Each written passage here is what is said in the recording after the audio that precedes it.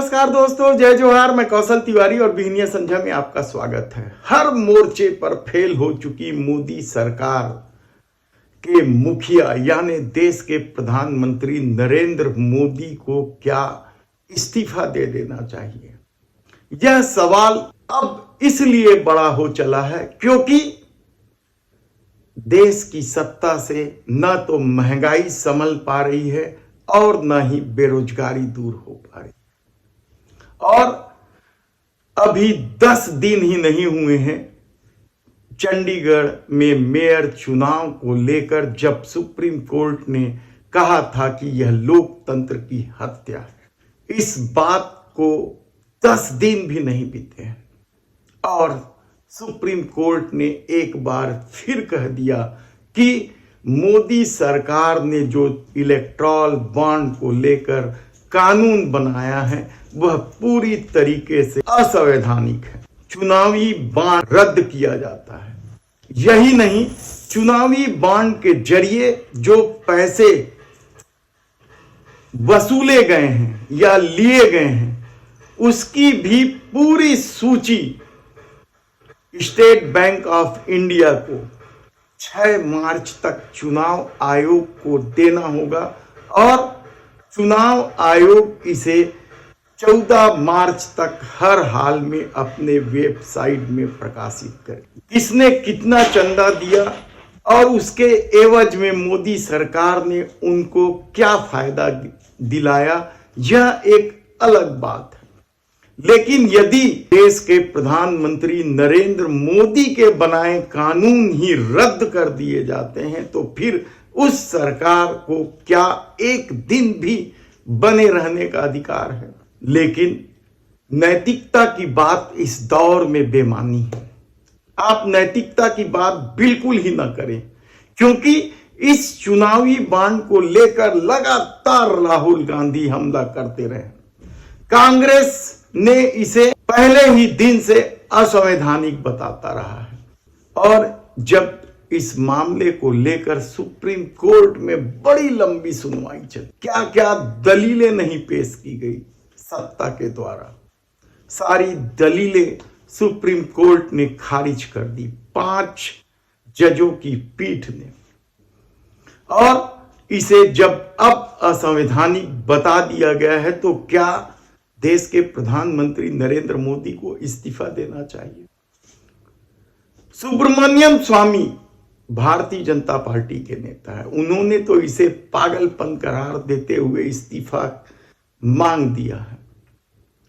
लेकिन इस दौर में क्या सिर्फ यही एक मामला है जिसे लेकर विपक्ष खुश है कि चलो न्याय तो हुआ? दरअसल राजनीति को अपने अनुकूल साधने के लिए मोदी सरकार ने लोगों की आंखों में धर्म की पट्टी बांधकर जिस तरीके से अधर्म का खेल खेला वह किसी से छिपा नहीं है। हर हाल में चुनाव जीतना है, इसके लिए क्या कुछ जतन नहीं किए गए।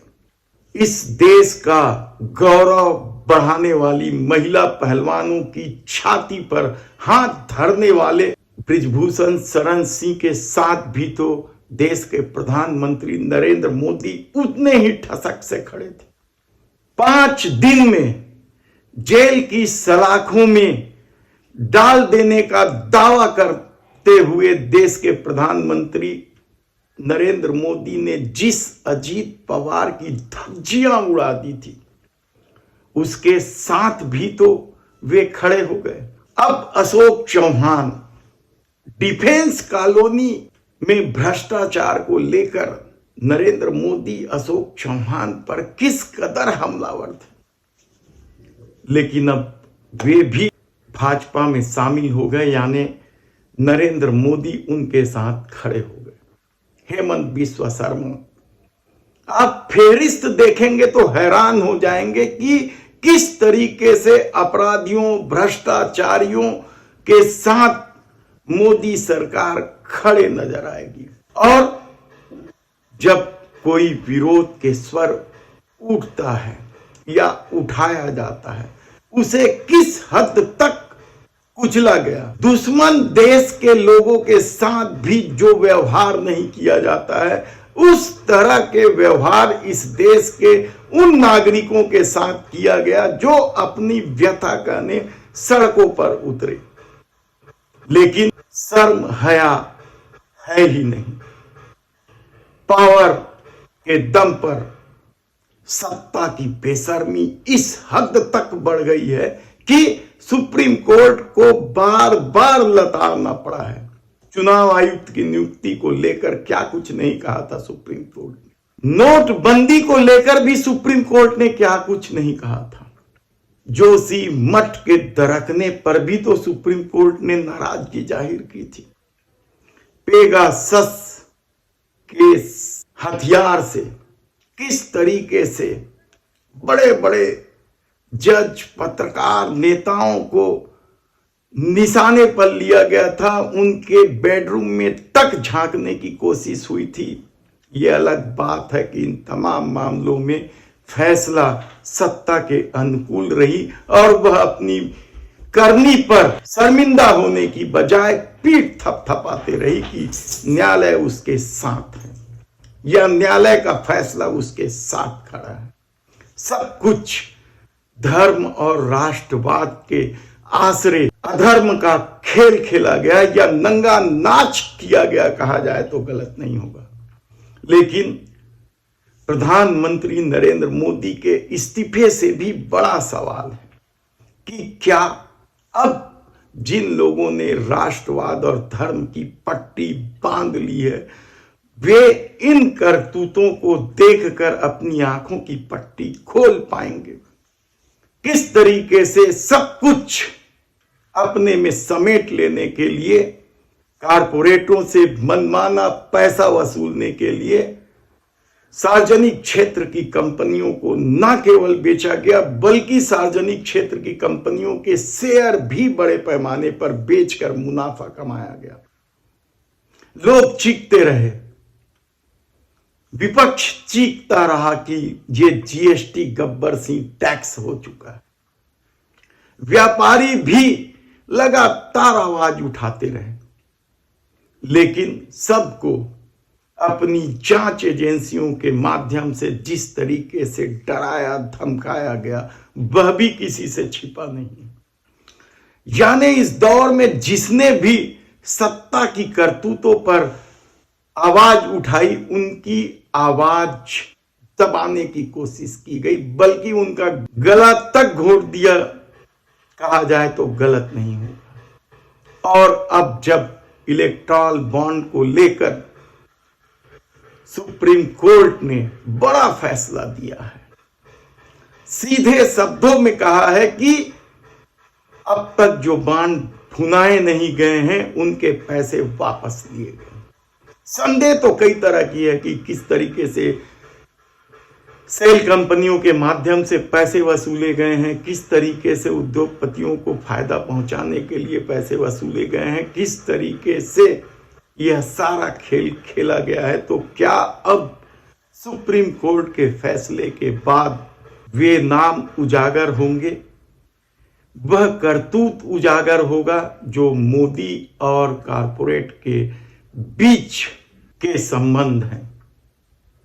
कहना बेहद कठिन है, क्योंकि सरकार ने कब कोर्ट के आदेश को माना है, यह भी तो बड़ा सवाल है।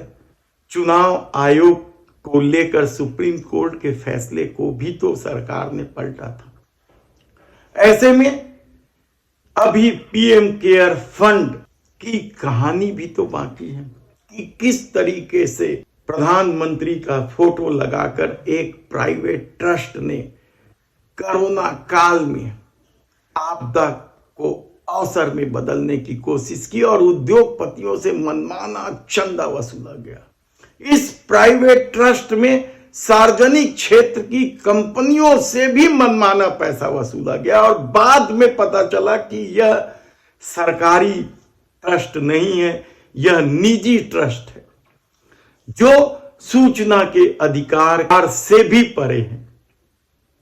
ये खेल क्या मामूली खेल है?